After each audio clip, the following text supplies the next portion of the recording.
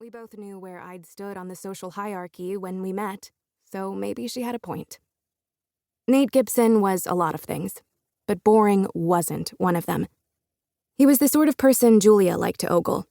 Conventionally attractive, captain of the debate team, decent hockey player, popular. He was smart, too. He'd been an alternate for Team Canada in debate last year, and I knew for a fact that he'd been top of the class in biology.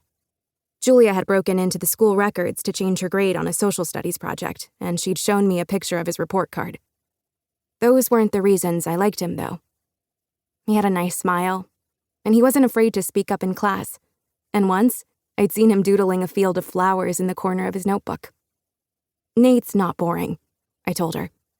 He certainly isn't. She raised her eyebrows. Hey, I swatted her arm. What? I'd never go for your man. You know that.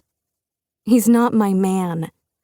I watched him hoist an amp into the back of the van, then glanced down at the chipped polish on my fingernails. Yet. Julia shoved my leg with her foot. Don't look, he's looking. Why are you looking? I slumped even farther in my chair. In the reflection of the half-empty pastry case, I saw the team climb into the van and drive away. Julia stirred her iced coffee absent-mindedly with her straw. Can you believe summer is almost over? I asked. Don't remind me. She wrinkled her nose. I'm enjoying the last of it in blissful ignorance. I probably wouldn't tell her this, but I was looking forward to going back to school. This year was it. That's how Julia talked about it. She'd clench her fist and say, "This is it." After this, it was on to the next adventure. An adventure Julia had been planning for years. She had everything sorted, from our destination, McGill University, down to matching sweatshirts, notebooks, and water bottles that we'd bought and bedazzled in bright red sequins. She was a lot braver about it than me.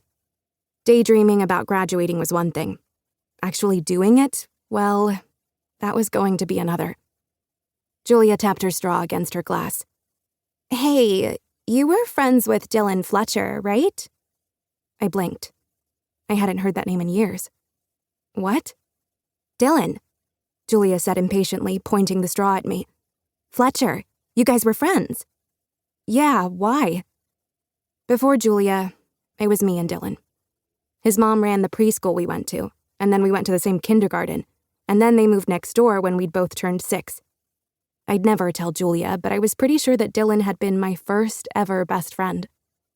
Dillan and my older brother Simon and I spent entire afternoons constructing elaborate forts, having water gun fights, and digging around in the dirt. Mostly, I remembered a lot of skinned knees and stupid games.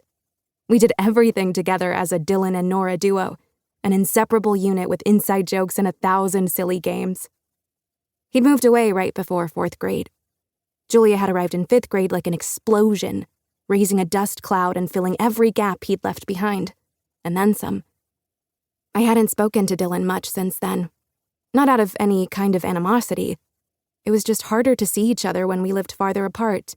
And when school had started, we drifted.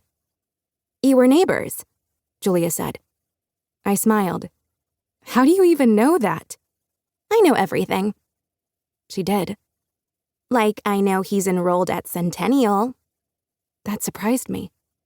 Who'd you hear that from? Through the grapevine. Julia grinned conspiratorially. Actually, I heard he got kicked out of Forest Lawn. What?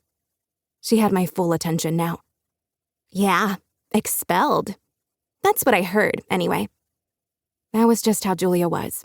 She'd say the most absurd thing in a deliberately offhand way, and then smile like she'd made an excellent joke when I was surprised. For what? She shrugged and leaned back, pulling her hair into a ponytail. Dunno. Probably something extreme, though. I had a hard time reconciling what I remembered of Dillan with this new information. And he's coming back to Centennial? Yeah, she nodded. I heard he's got this whole delinquent thing going on now. Huh. Then, like this information was trivial rather than a revelation, she tossed her ponytail and asked, Are you coming to soccer tryouts? I gave my head a shake, still stuck on Dillan. Yeah, obviously. I didn't play soccer.